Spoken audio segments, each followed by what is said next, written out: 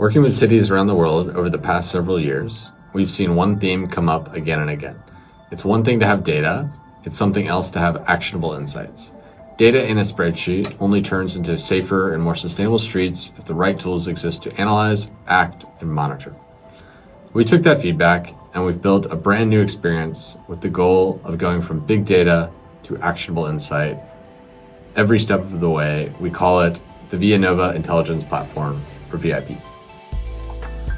We built this tool from the ground up to answer the types of questions planners and policymakers have at every step of the journey.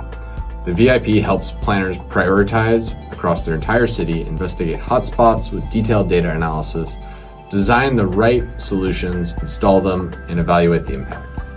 Our vision is that Vianova Intelligence Platform will help cities and other governments answer the questions they have about many different challenges, such as improving active mobility, optimizing logistics, and reducing congestion.